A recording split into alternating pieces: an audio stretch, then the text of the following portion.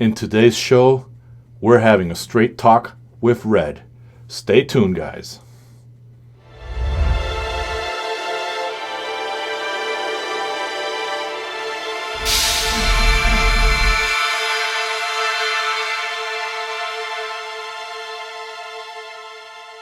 All right, guys, welcome back to the show. Welcome back. I hope you guys are having a good day. I'm having a fantastic day, and it even gets better because I've been wanting to also get this show off the ground. Sorry about the camera movement. I'm just trying to level it out here with my little lever on the tripod, so forgive the movement. Today is Straight Talk with Red, episode 1. This is not going to be a review channel. I only have these books in the background. I'll get to it, why they're there, some of these comics, and things like that, so you guys understand Red a little bit. And this is a show that I've been wanting to get off the ground on Sundays, but you guys know that I have a very hectic and busy schedule, so even getting reviews out also becomes a nightmare for me. But let me start off by saying what brought about me pulling the trigger to do a straight talk with you guys. Very simply, I get a message on YouTube, and I'm not going to put the person's name out there because it's just funny. I've learned that being online, you definitely have to have a thick skin, and that's something that I want to share with you guys. You got anonymous, and I'm anonymous too, but I'm definitely learned that you really got to appreciate everybody's artistic talent, and especially when they're on YouTube, they're trying to build a brand. So this person tells me that the review I did for the 1966 Batmobile was the shittiest review he's ever seen. Mind you, this person has 0 followers, 0 subscribers, 0 video. So that goes to show it's either a YouTube bot or somebody out there wanting to be stupid. Mind you, I did rebuttal, then I blocked him because I started thinking, who cares? When that person comes to my house and pays all my bills, he can criticize all he wants. And as a man, we have the freedom to critique. But you know what? If you're going to tell me the show's shitty, you should not have watched it. Now, if you tell me where I can improve and grow and you guys give me your feedback, man, I'm all ears. I'm all ears for you guys.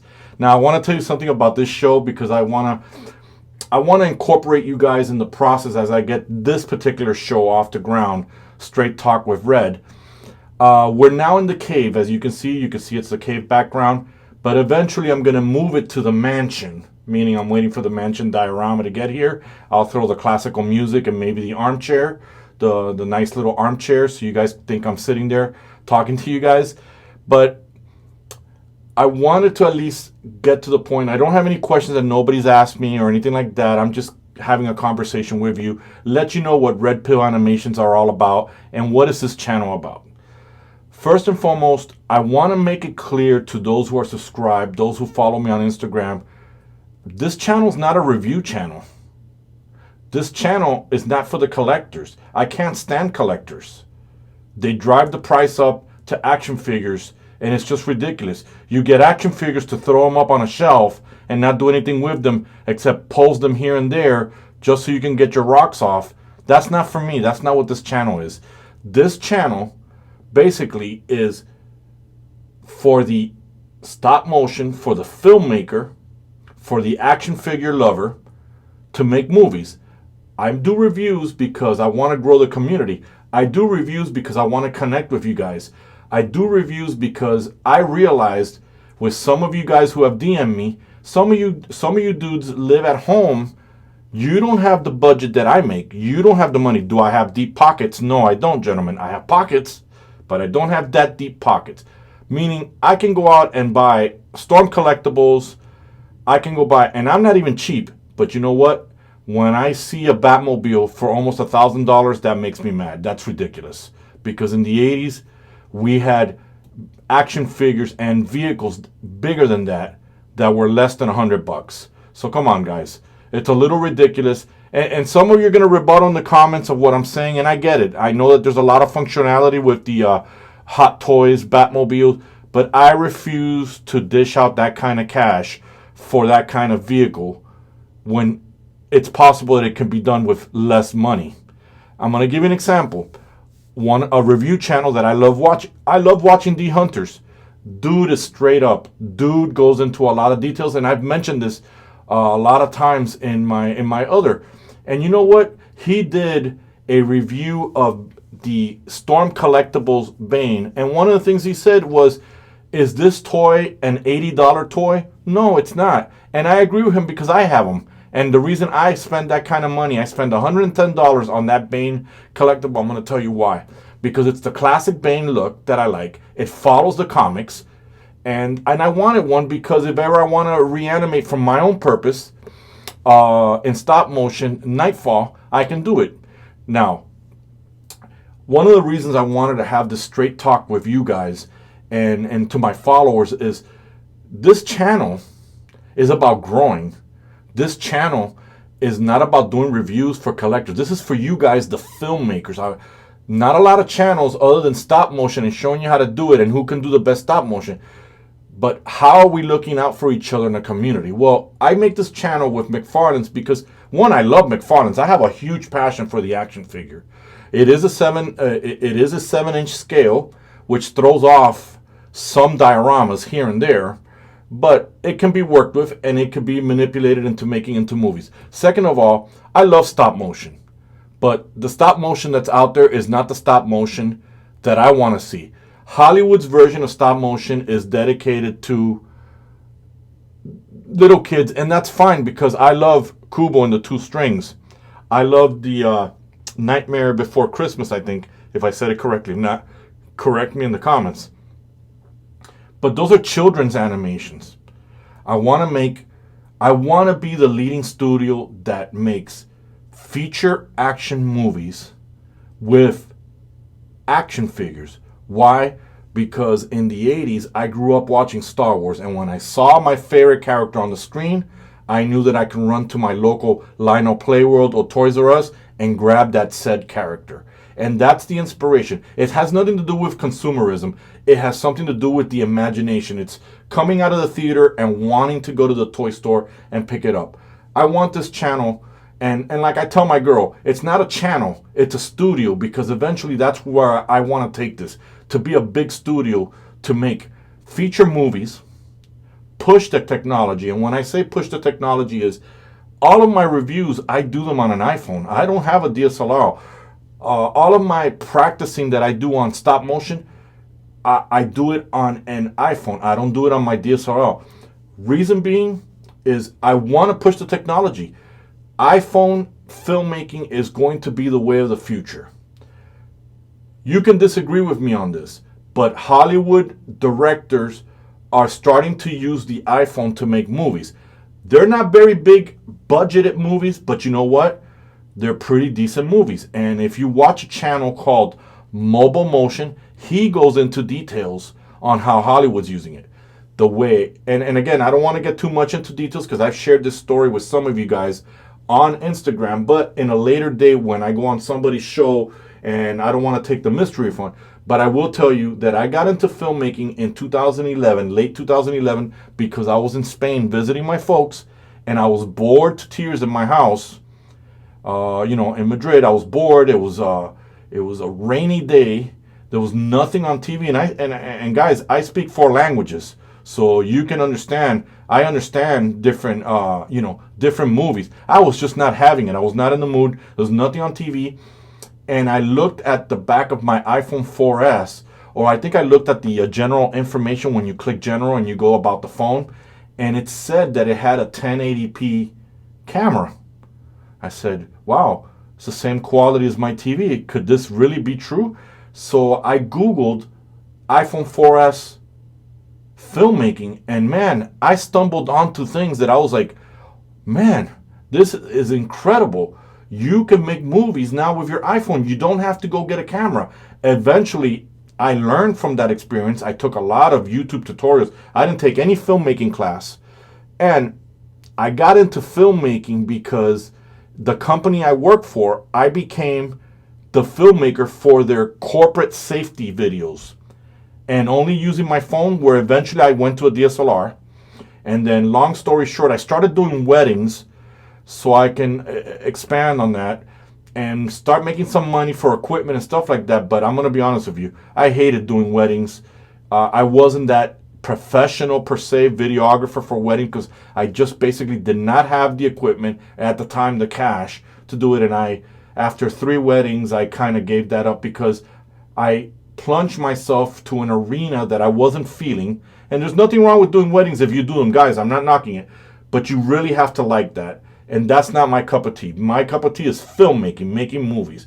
And I sat down and I grabbed the pad and I started looking to see if Hollywood is delivering the movies that I used to watch in the late 70s and 80s that not only moved me, inspired me, made me laugh, man, and I couldn't find it. I was having a hard time. Not even Netflix.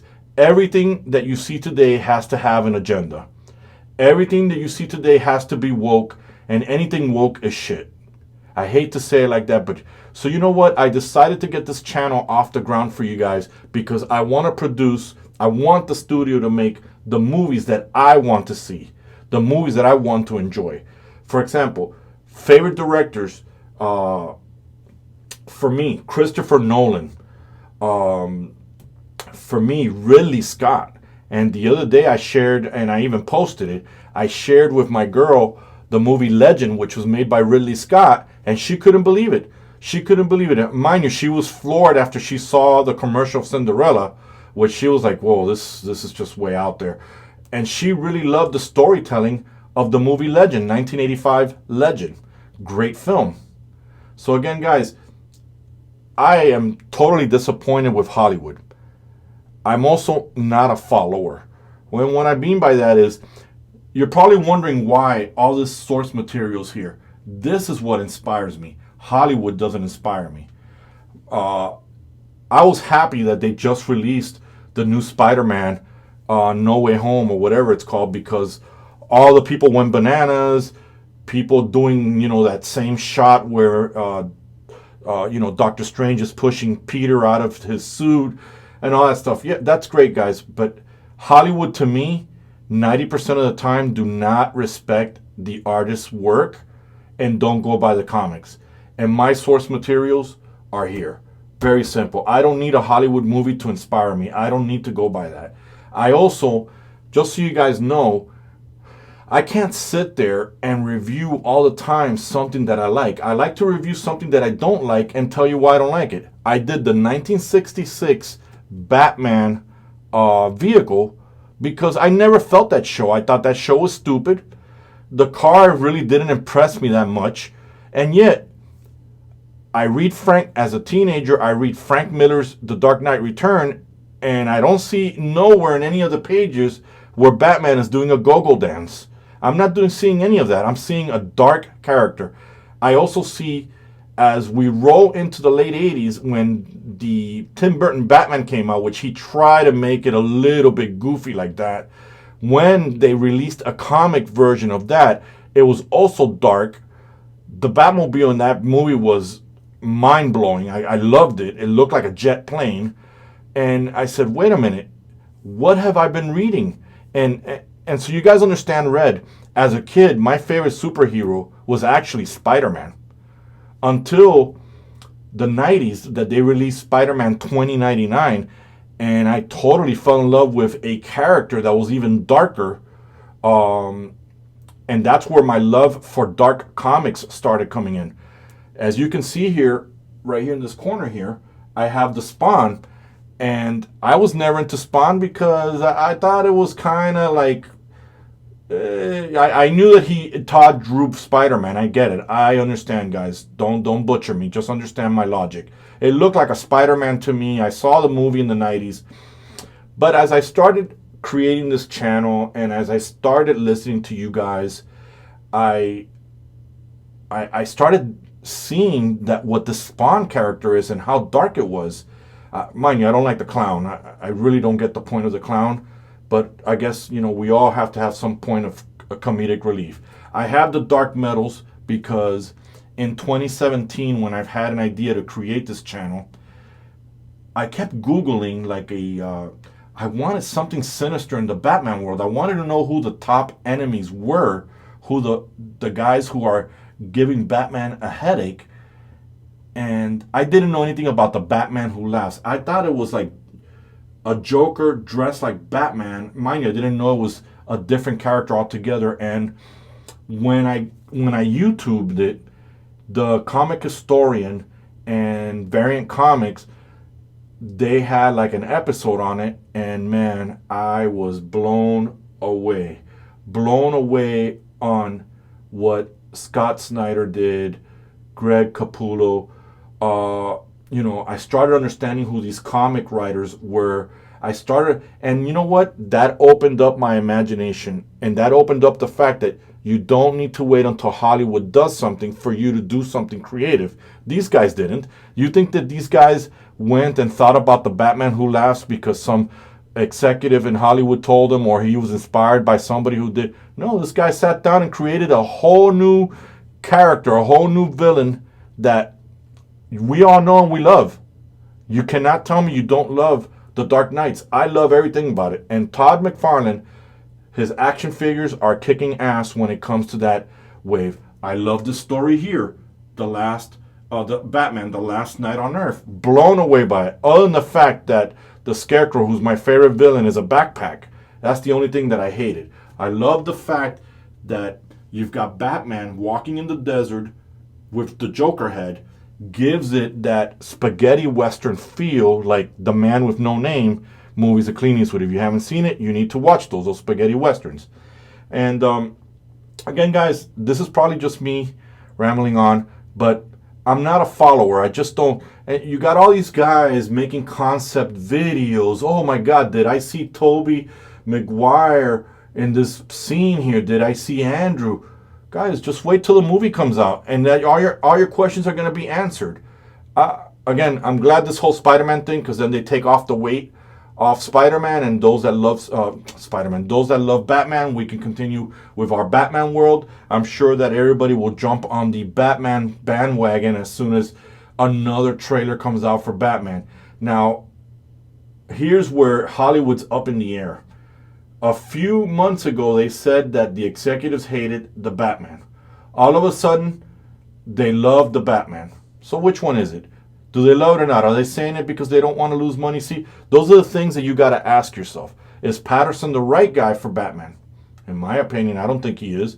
And then he goes on about that he doesn't work out. Well, you know what? I love Ben Affleck as a Batman. He's an older Batman. But you know what? The dude committed to the working out, because, again, anybody who's going to take on Superman needs to work out. And in my opinion, as a kid, reading in the 80s, growing up as a teenager, reading about Batman, reading about Spider-Man, all these dudes were ripped. They weren't wimpy. They weren't fat. Again, I've got here another comic that I love. It's strange. Batman versus Predator. Who would have thought of something like that? It's incredible. Mind you, Predator, I hate the fact that they take an L every time they fight somebody, and they're supposed to be these incredible warriors, but they always take an L. That pisses me off about the Predators.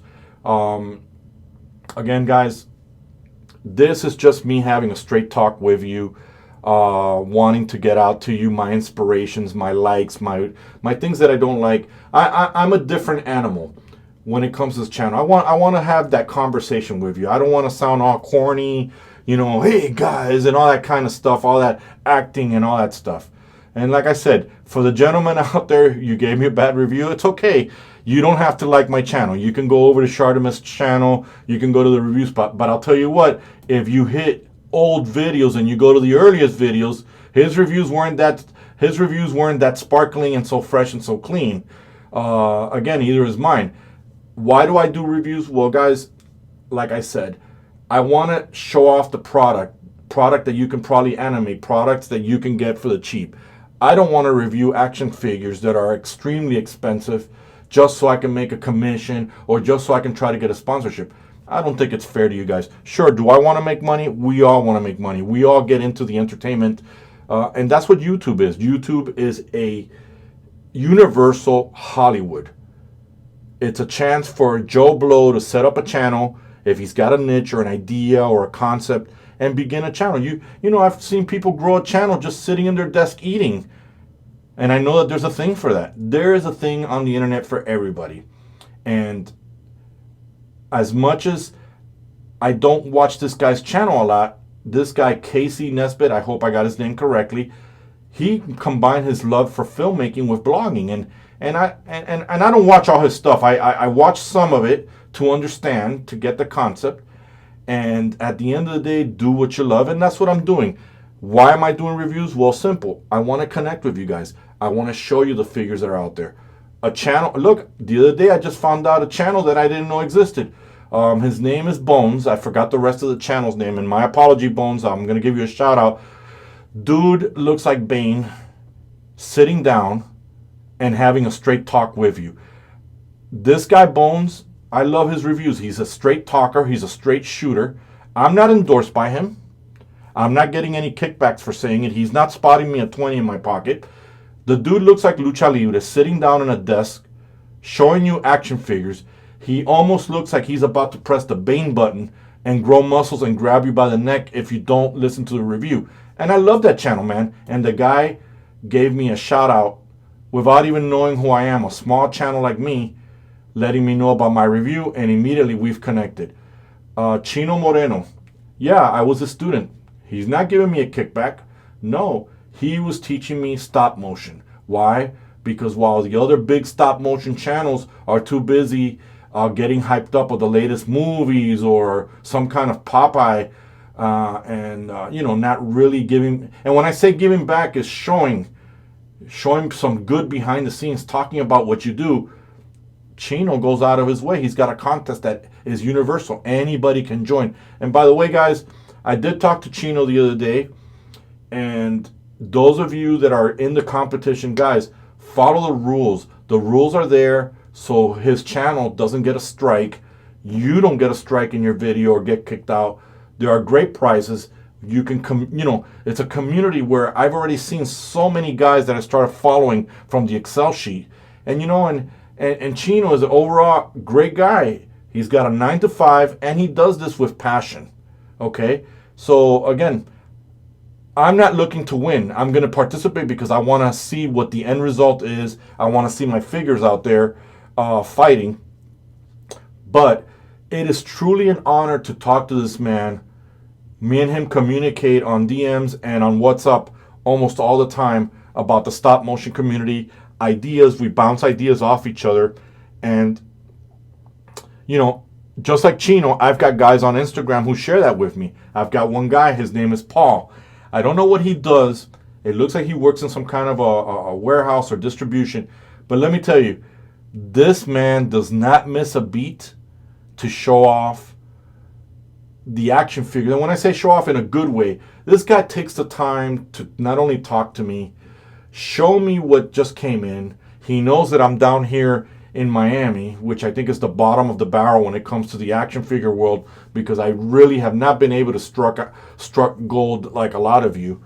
So again, guys, this is just straight talk. My inspirations are this. I when I don't feel inspired, I'll grab these things, open them up, or I'll go out and buy a comic here and there that has Batman related. And again, why do I emphasize Batman? Because I like it a lot. Why? Because Christopher Nolan spoiled me.